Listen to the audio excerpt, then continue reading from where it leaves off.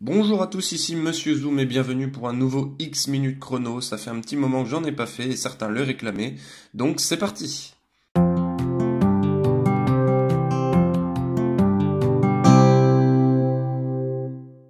Comme vous avez sûrement pu le voir sur le titre de cette vidéo, on va aujourd'hui parler d'une espèce assez particulière, les fourmis folles jaunes ou en bon franglais, les Yellow Crazy Ants.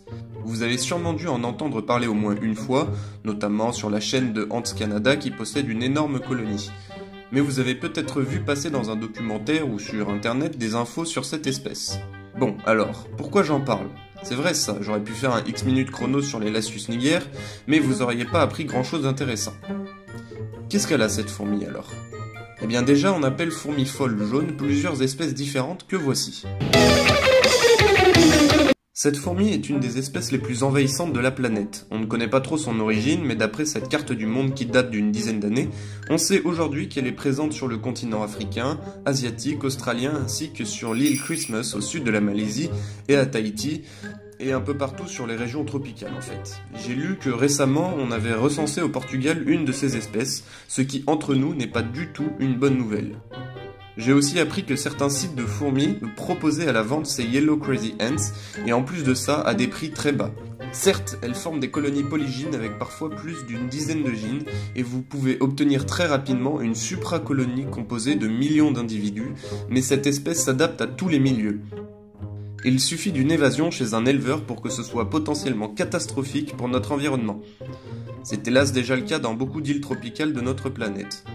Omnivores, elles se nourrissent de tout. Par exemple, elles ont décimé en 18 mois plus de 3 millions de crabes rouges, qui étaient une espèce propre à cette île. Or, ces crabes se nourrissent de la litière de la forêt de l'île. C'est en gros les feuilles mortes et le caca des animaux, et cette litière, si elle est présente en trop grand nombre, nuit ensuite à d'autres espèces. En plus de ça, ce qui la rend particulièrement dangereuse, c'est qu'elles peuvent nidifier partout. Un trou dans un arbre, une fissure dans le sol, un faux plafond, etc. Que ce soit dans la nature ou en ville, elles ont aucun mal à fonder une colonie. C'est vraiment pas un truc à prendre à la légère, elles sont très dangereuses. Pas pour les humains certes, mais pour tout ce qui nous entoure. Autres espèces de fourmis, champs de céréales, petits animaux, tous les insectes sont aussi visés.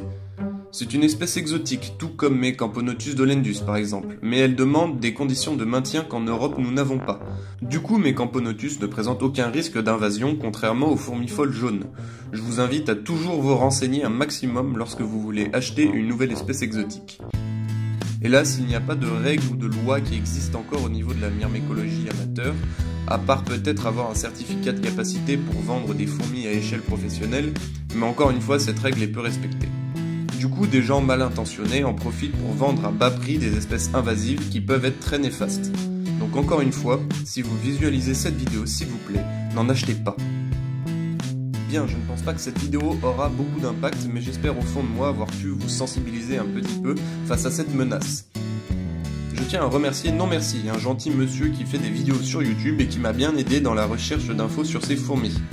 Sur ce, j'espère que cette vidéo vous a plu. C'était une vidéo pas très drôle, mais qui me semblait nécessaire pour vous faire prendre connaissance des risques. Bref, partagez cette vidéo pour toucher le plus d'éleveurs possible. Ça me fera ma petite pub aussi, c'est pas plus mal et ça fait toujours plaisir. Moi, je vous fais des bisous et je vous dis à la prochaine.